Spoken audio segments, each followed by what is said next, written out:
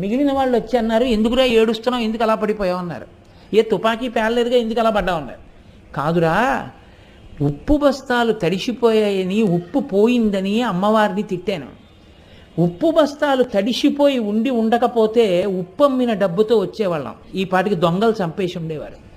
అమ్మవారు ఉప్పు తీసేసింది, ఉప్పు తినే అదృష్టాన్ని మిగిల్చింది. నేల మీద ఇంకా నాకు మెతుకులు మిగిలాయి. కాబట్టి అమ్మవారు ఎంత దయామయురాలో తెలియక తిట్టానురా, ఉప్పు కరిగిపోతే కరిగిపోయింది కానీ నా ప్రాణాలు నిలబడ్డాయిరా అన్నాడు.